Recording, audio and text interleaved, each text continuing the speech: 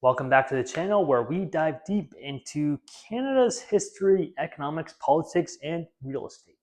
I'm Ian Strucker with the Remax Golfing team, and today we're exploring a lesser known impact of Canada's wartime history, how conscription affected our farmers.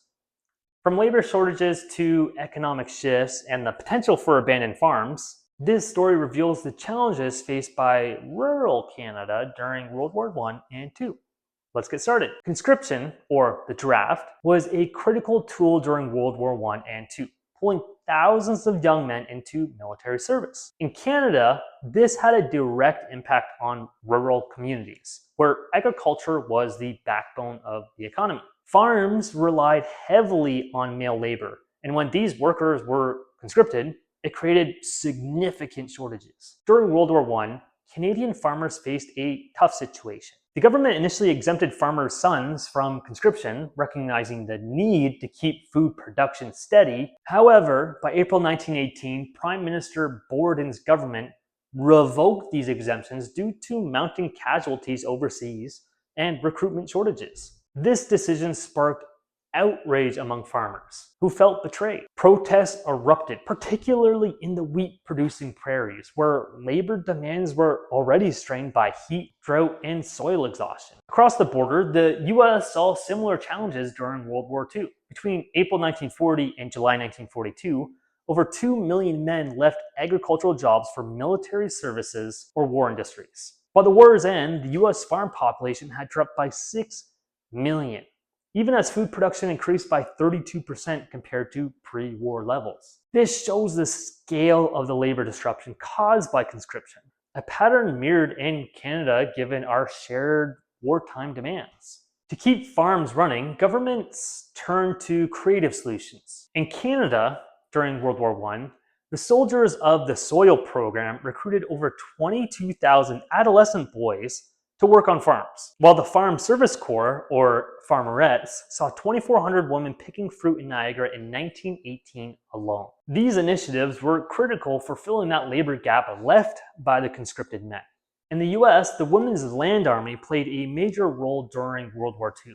By June 1943, about 3 million women made up 27% of the agricultural workforce, a sharp rise from just 8% in 1940. The US also brought in nearly 230,000 foreign workers from countries like Mexico and Jamaica, 265,000 prisoners of war, and 2.5 million young people aged 14 to 70 through the Victory Farm Volunteers program. Conscientious objectors and even some Japanese Americans from relocation centers were also employed in seasonal farm work. The economic effects of these labor shortages were complex. On one hand, farms faced immediate challenges. New workers, including women and youth, often lacked the experience of conscripted men, leading to temporary drops in efficiency. Training these workers took time and resources, straining farm budgets. On the other hand, the labor shortages accelerated the adoption of new technologies. In both Canada and the US, the use of tractors and other mechanized equipment increased during the war years, allowing farms to produce more with fewer workers. This shift had long-term economic benefits, modernizing Canadian agriculture and boosting productivity. However, the reliance on alternative labor sources wasn't without cost. Wages for farm workers rose gradually, as noted in US data. Rural communities also face social changes as women and youth took on roles traditionally held by men, reshaping the rural economy and workforce dynamics. One of the most intriguing questions I've had is whether conscription led to abandoned farms or increased land sales. Unfortunately, specific data on this is scarce.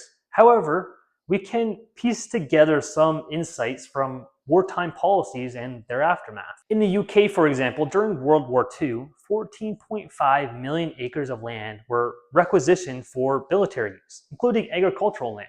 The War Office alone took 580,000 acres between 1939 and 1946.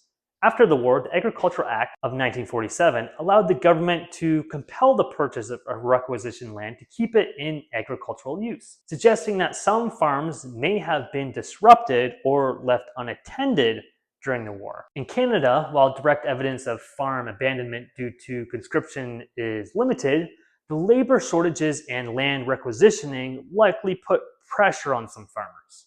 If a farmer was conscripted and unable to return, or if a farm couldn't be managed due to labor shortages, it's plausible that some properties were sold or abandoned.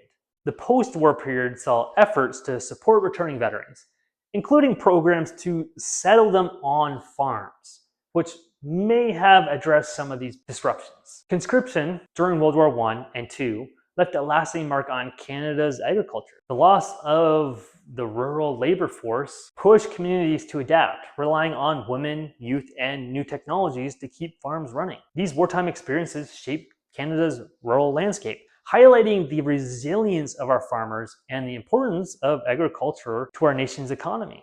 If you found this deep dive insightful, like, share, and subscribe, and follow for more stories on Canada's history, economic, politics, and real estate. I'm Ian Strucker with the RE/MAX Golf Team, and I'll see you in the next video.